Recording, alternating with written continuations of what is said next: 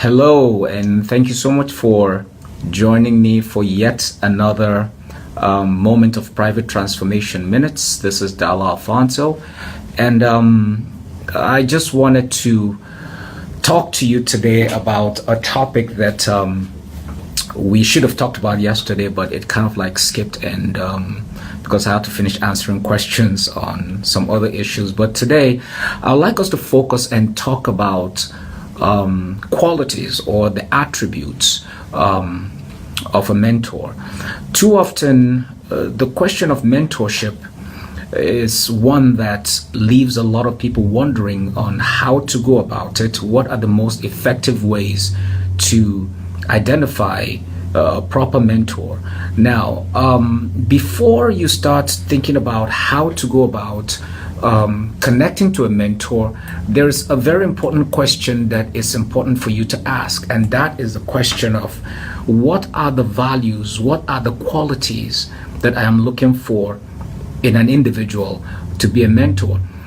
Too often, people look at the wrong reasons. They are either looking at accomplishments or they're looking at the scope and size or influence of a person.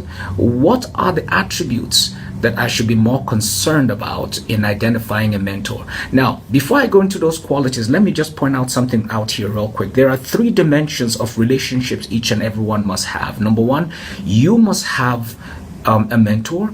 You must have peers, folks that you relate to, and you must have proteges. That means that as a mentor in your case, you must also be sure that you have these qualities in order for you to attract the right proteges. So now let's talk about those qualities. Number one, every mentor must be willing to share skills, the knowledge and expertise that they've attained over time. Why do you need a mentor? A mentor is someone who has already acquired and attained certain level of knowledge in life or in that industry, and as such, you want to be able to at least learn and succeed by the things that they know. Basically, they'll provide you guidance, they'll provide you insight, but first of all, this individual must be willing to share, because if they're not willing to share their knowledge with you, you cannot become successful under their mentoring. Number two, each mentor must demonstrate a positive attitude and act as a positive role model. They must always be in a position that you can look up to them. They have to be positive. They have to have an outlook to life that is encouraging for you, especially as a protege. That means, when you come into the context of learning from someone, life may be challenging. It's either you learn through mistakes or you learn through mentors. And mentors are individuals who've been through it all, or they've seen a greater part of what you're trying to accomplish, and as such, they can give you proper guidance and instruction on how to go about it. But if they're always downtrodden and beaten down and aren't, the ideal role models, it makes it hard for you to learn from them. If you're trying to learn how to be calm, you don't need someone who blows up at every opportunity. If you're trying to learn patience, you need a person who is, easygoing, who is relaxed, and they have to be a positive role model. They have to have the right attitude. Even when things aren't working, they still come around with a smile on their face. So it is always important, for you to identify somebody who is a good role model. Number three, it is important also to identify somebody who has a personal interest in what you are doing. This is so important. You see, too often I hear people refer to people as their mentors, but the person doesn't even know you exist. Now it's a different thing if you're gleaning or learning from someone by proxy or from a distance through their books, their tapes, their materials, their videos, which is absolutely okay.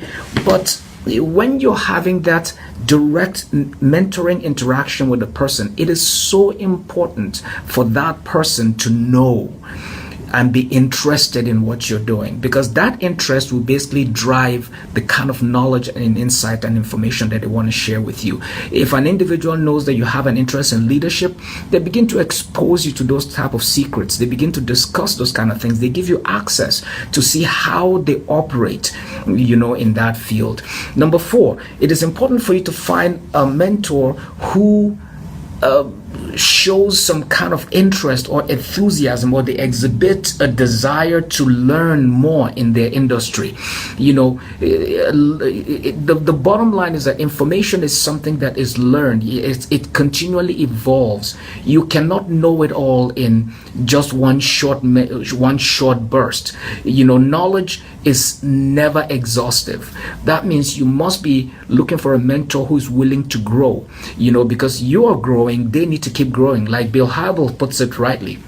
He said 10s can only mentor 9s, meaning that as soon as you get to that point where you cannot add value to that protege anymore, they will start looking outside.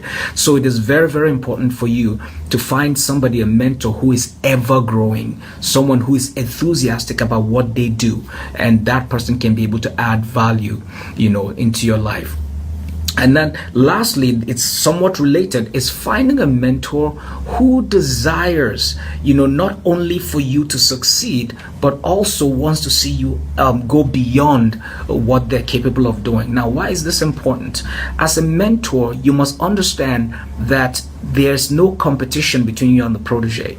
You are supposed to be a platform. Think about it as you're supposed to provide a shoulder for those that you're trying to mentor to stand upon. All right, so it is very, very important for you to recognize that those that you're mentoring need to grow, and they're never in competition with you. Rather, they're there to learn for you. And number 6, let me add this number 6, one very, very critical, important thing that you need to recognize as a mentor, you have to look for in a mentor, is someone who will provide platforms for you to grow. Someone who will provide platforms for you to grow. Why? Because your mentor has already attained things. Now, I'm not saying that that's the reason why you're going into this relationship, but you as a mentor always have it in mind that part of your interest in this individual is trying to see them succeed. And as such, it is imperative, it is so important for you to be able to have a means or a way for you to be able to encourage your proteges to come on board and be able to succeed in what they do. So do not forget, number 1, you need a mentor who, number 1, is willing to share their knowledge, their wealth of knowledge, their experience, and everything that you do. Number 2, they've shown they've demonstrated being good role models, that they have the positive attitude that you need to succeed, that, they take a personal interest in what you're doing. They've shown enthusiasm in growing in their industry. They're consistently learning. They want to have a platform where you can grow. And then above all, they want to be able to use everything within their arsenal to make sure that you succeed. So these are just a few attributes that every protege every mentor must have. So when you're looking at people that you want to have that direct mentorship relationship with, it is always important for you to ask those questions. Is this somebody who is interested in me? Is this somebody who has the kind of qualities and the attributes that I'm looking for? Is this an individual who will be willing to teach me everything that they know? Is this someone who will be willing to provide me a platform? Is this somebody who will correct me when I am wrong? Is this somebody who, loves me enough or knows enough about who I am? Is this somebody I'm even willing to be vulnerable with? Those are all questions you must consistently ask yourself in order for you to find yourself being mentored by the right person. So think about these things. I would like to hear some other attributes and qualities that you look for in a mentor. And we want to make this broadcasts regular. So I hope that you can join me again about this time, 3 o'clock Central Standard Time. I think it's about 9 p.m. in Africa. It's about 11 p.m. in Eastern Europe. I think so the time difference, we're going to find the best time to connect with everyone around the world. But please be sure to join me for another moment of Private Transformation Minutes right here on Facebook, 3 p.m. right about the same time tomorrow. And please share these videos. Share them on your timeline, share them in your groups, share them, invite people so that they can come. We'd like to hear your questions, your thoughts, and get some feedback on what it is that you think about this. So God bless you, and thank you so much for being a part of my afternoon. So I will talk to you sometime tomorrow. Thank you.